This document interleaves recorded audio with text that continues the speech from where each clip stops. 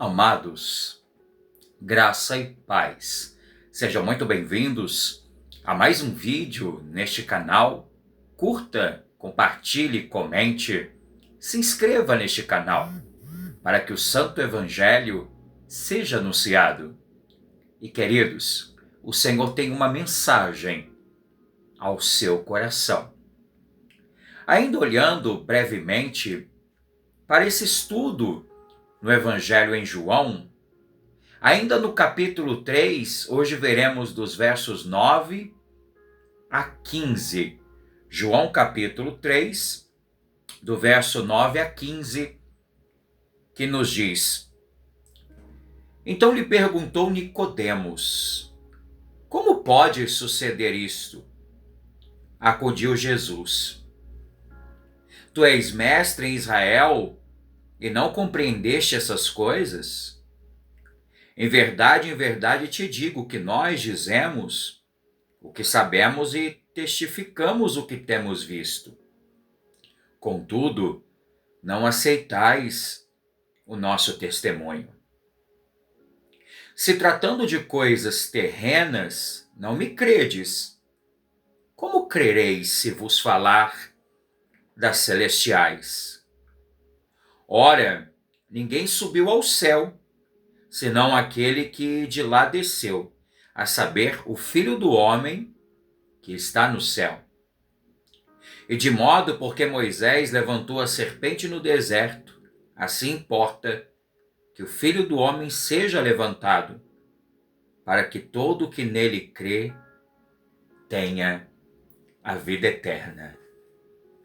Amados, eu quero tratar sobre o tema o Filho do Homem levantado para a nossa salvação.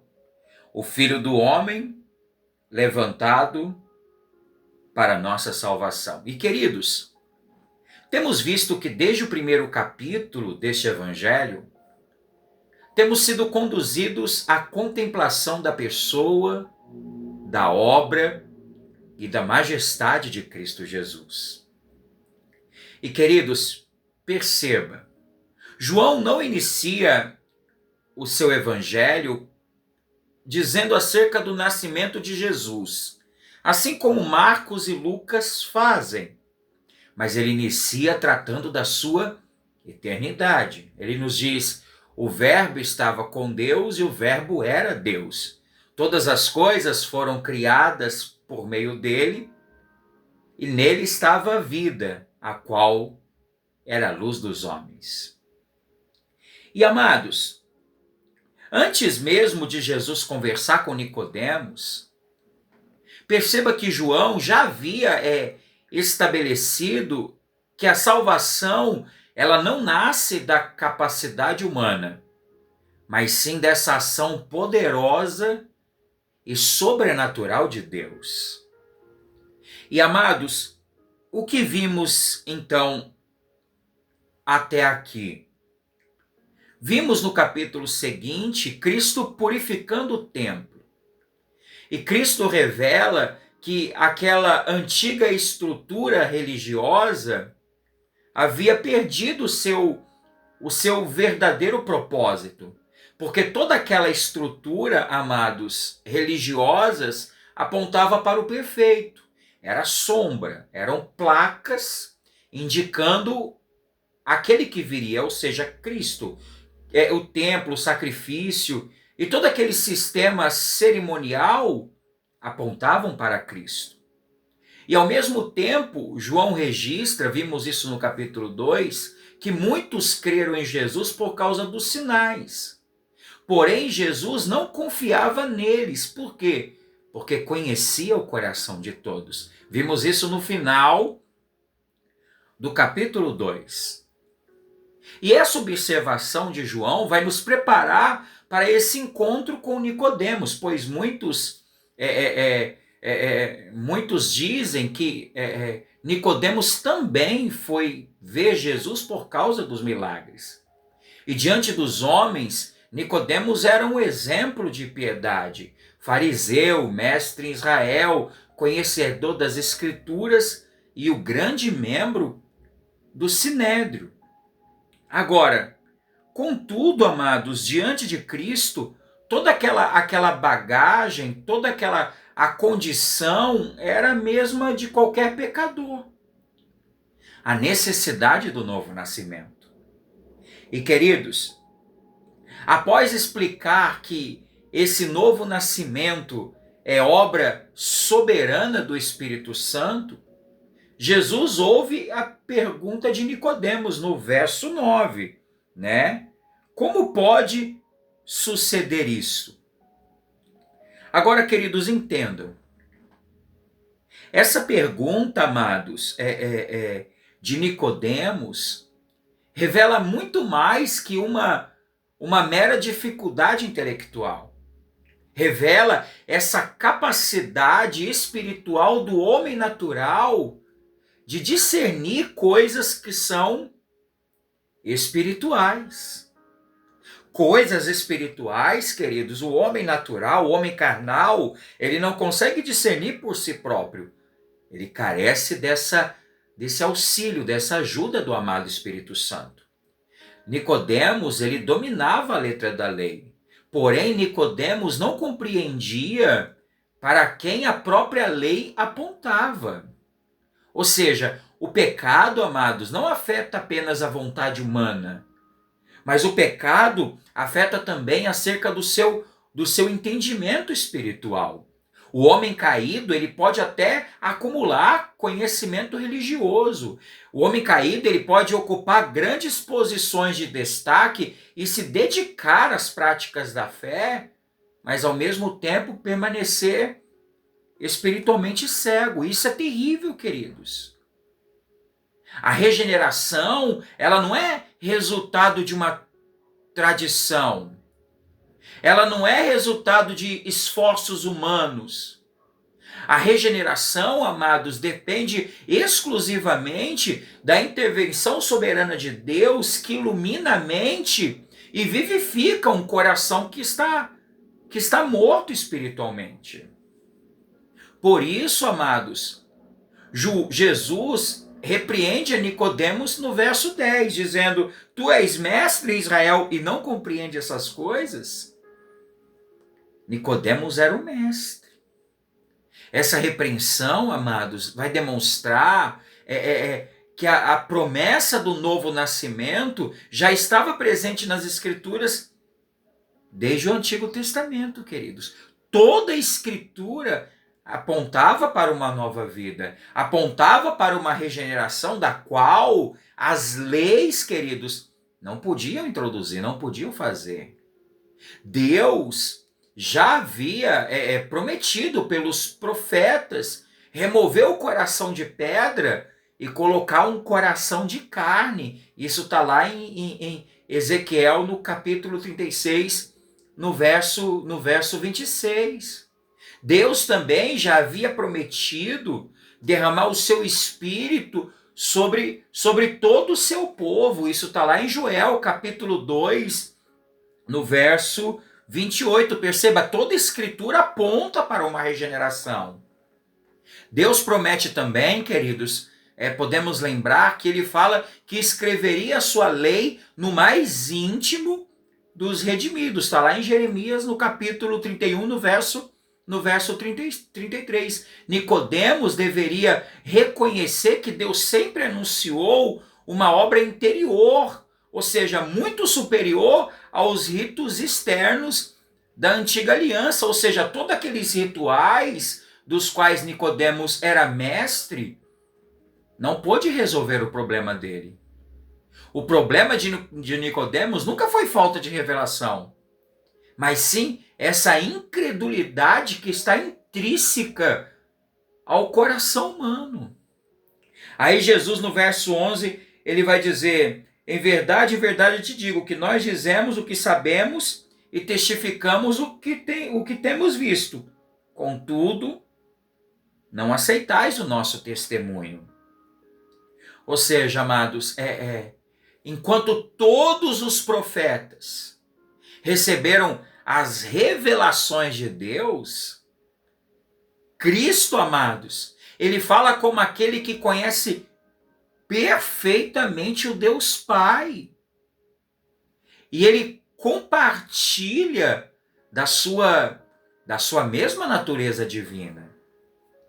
O testemunho de Cristo, amados, não depende de aprendizado nem de experiências adquiridas, como os profetas dependiam. Cristo, ele fala como o Filho eterno de Deus que veio do céu, queridos. Isso é profundo, isso é importante demais. Agora, e assim, rejeitar as palavras de Cristo não significa apenas discordar de um mestre, mas significa rejeitar o próprio Deus que enviou a Cristo Jesus. E amados, perceba, toda a vida do ser humano carece da regeneração. Aí Jesus, no verso 12, ele vai dizer: se tratando de coisas terrenas, não me credes. Como crereis se vos falar das celestiais? Amados, Cristo está evidenciando que Nicodemos, amados, não conseguiu compreender nem mesmo aquilo que já havia sido revelado por meio das figuras, por meio das promessas da antiga aliança. Nicodemos não conseguiu compreender, mesmo sendo um mestre da lei, mesmo sendo aquele que ensinava.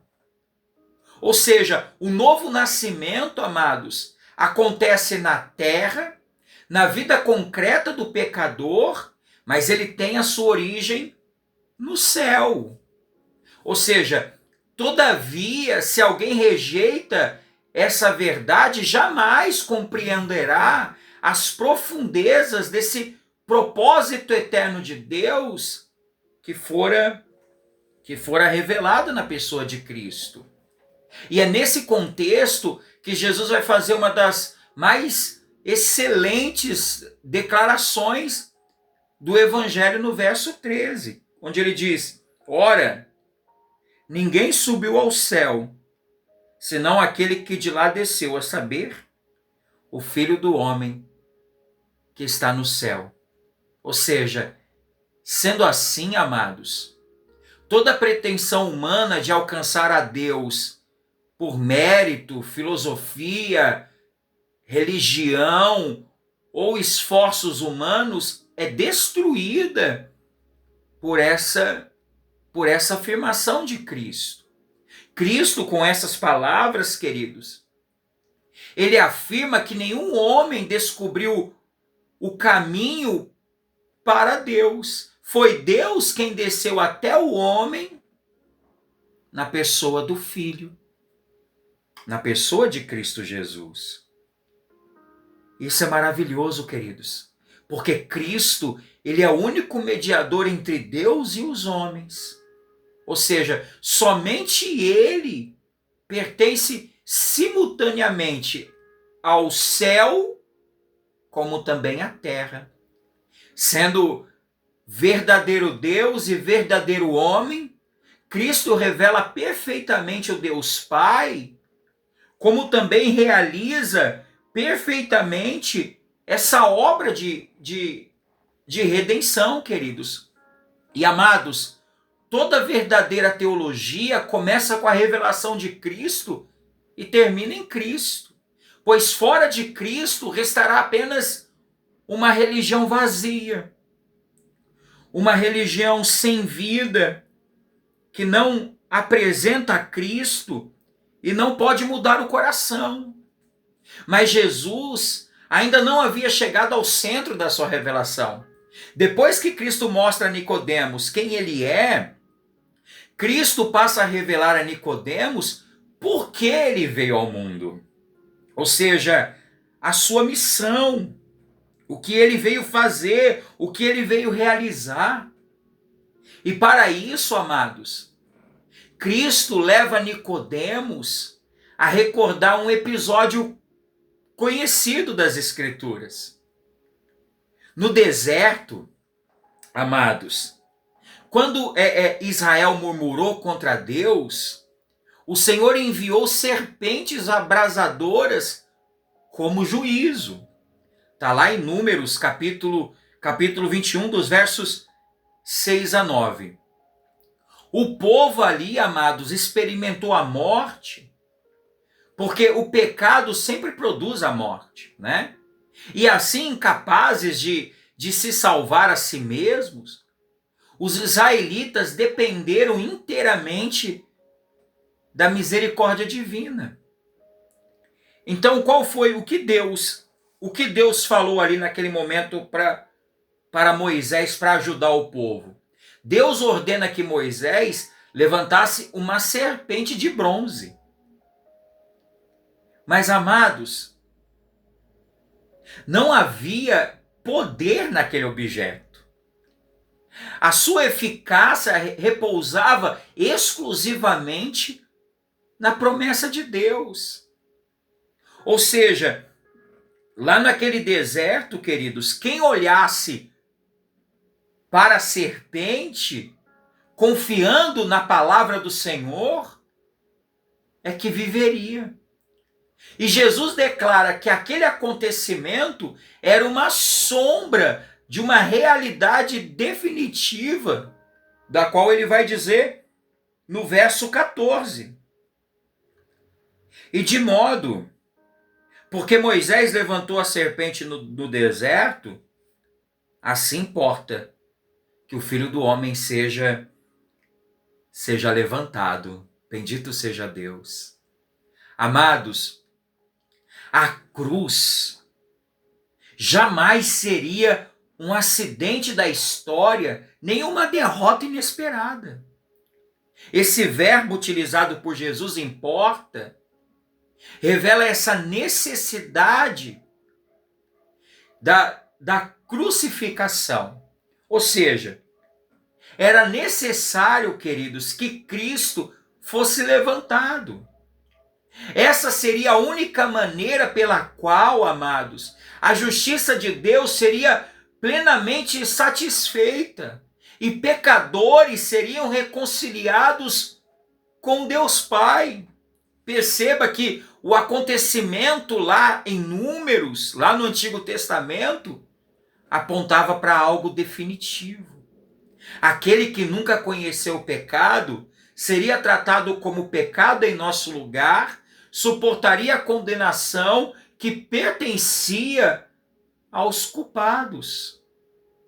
Amados, na cruz, o santo, o justo, ele sofre pelos injustos. O justo toma o lugar dos injustos. Na cruz, o Filho Eterno assumiu voluntariamente a maldição que recaía sobre o seu povo, para que o seu povo recebesse a bênção da vida eterna. Bendito seja Deus. Há também, amados, uma profunda relação entre a serpente de bronze e Cristo. A serpente representava um instrumento do juízo, mas levantada por ordem de Deus, amados, ela se torna o meio pelo qual a vida era concedida àquele povo. Ou seja, aquele que olhasse para a serpente erguida seria curado. Isso é profundo, queridos. Devemos analisar isso. Da mesma maneira, ou de uma maneira infinitamente superior, eu posso dizer, Cristo assume sobre si a condenação do pecado sem jamais se tornar um pecador. Na cruz, amados, Cristo carrega a nossa culpa, suporta a ira santa de Deus e assim consuma uma redenção perfeita, infinita, queridos. O que era símbolo se tornou realidade.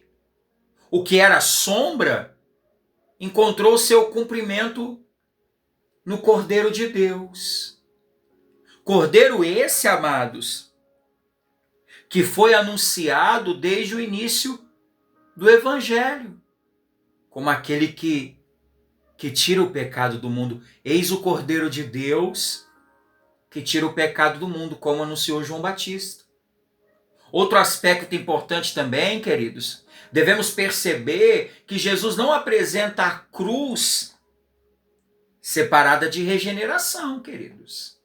Ou seja, o novo nascimento, explicado nos versículos anteriores, encontra o seu fundamento justamente na obra consumada do Calvário.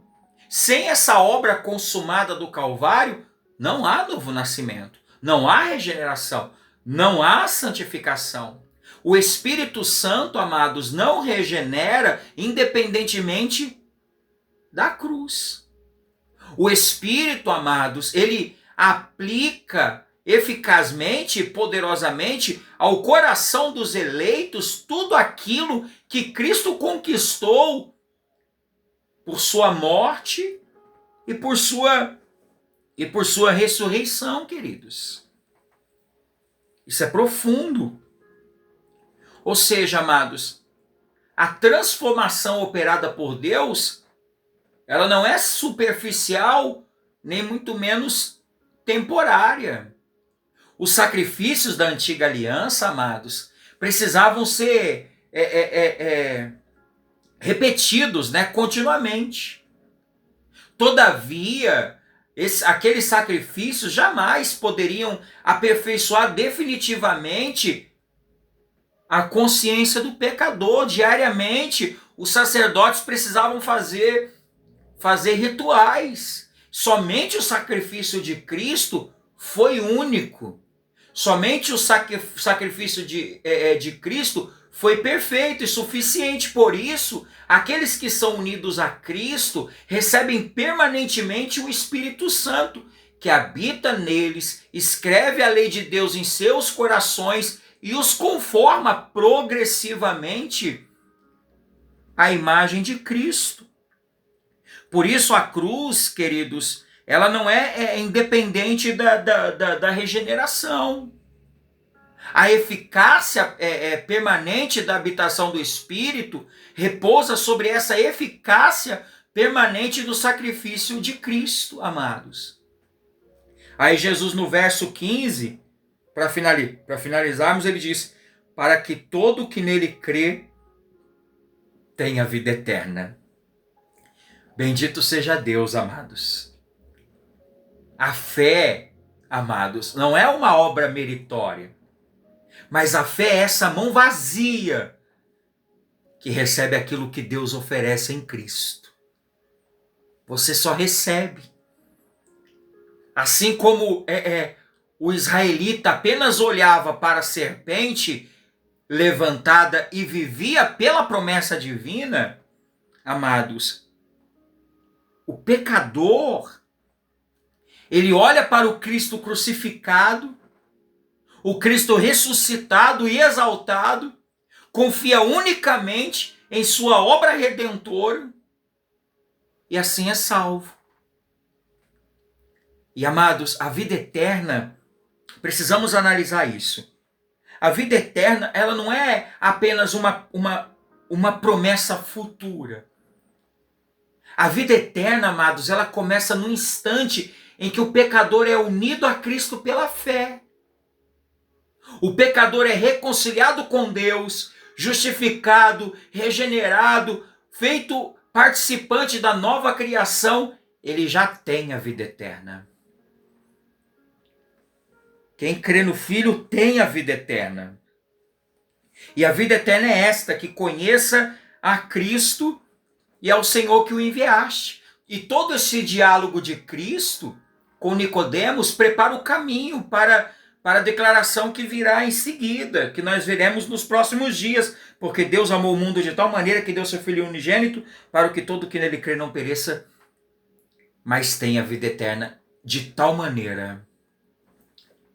Antes de falar dessa grandeza do amor de Deus, Jesus ele mostra a profundidade da ruína humana. Assim é quando evangelizamos, antes de falar desse amor glorioso, sobrenatural, falamos do pecado. O problema do homem é o pecado. Antes de revelarmos a dádiva que há no Filho, Cristo ele revela a necessidade da cruz. Antes de anunciar a vida eterna, Cristo demonstra que todos os homens estão condenados à morte, queridos. Todos. Todos os homens. Isso é profundo, queridos. E somente quando compreendermos a gravidade do pecado é que podemos contemplar a grandeza, a magnitude da graça divina. Então perceba, isso é maravilhoso, porque desde João 1 até este momento da narrativa, o evangelista conduz os nossos olhos para a única realidade. Qual é a única realidade? O Verbo eterno se fez carne. O Cordeiro de Deus entrou na história, amados. O verdadeiro templo substituiu todas aquelas sombras, aqueles rituais, aqueles sacrifícios do Antigo Testamento, da Antiga Aliança. O Espírito, amados, concede um novo nascimento a mortos espirituais. O Filho do Homem é levantado na cruz para realizar uma realização perfeita. Aquela serpente levantada no deserto apontava para o Filho levantado na cruz. Toda a Escritura converge para Cristo. Toda a esperança do pecador repousa em Cristo. Toda a vida da igreja flui de Cristo. E toda a glória da salvação pertence exclusivamente a Cristo.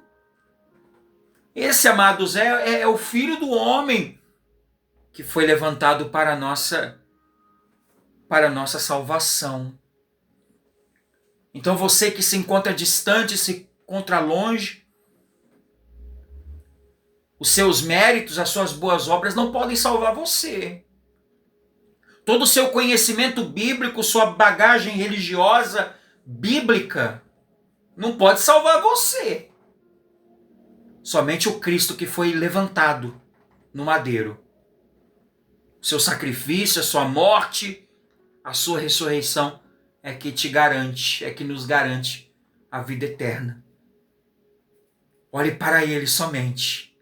Olhe para a cruz levantada lá naquele monte, para que você tenha vida. Curve a sua fronte, feche os olhos. Pai maravilhoso, bendito seja o teu nome, Senhor. Que o Senhor seja exaltado e engrandecido. Que ao olharmos para ti, possamos ver a tua glória, a tua majestade e nos render, pois nada trazemos em nossas mãos. Que o Senhor seja engrandecido na vida deste irmão, desta irmã. Que a tua graça, a tua misericórdia, o teu amor infinito possa encher o coração deles. É no nome do teu Filho Jesus que te adoramos, Senhor. Amém. Amém, queridos? Então que o Senhor aplique a sua palavra no nosso coração. Deus abençoe seu dia, o seu trabalho e a sua amada família. E até mais, com reflexões para a vida.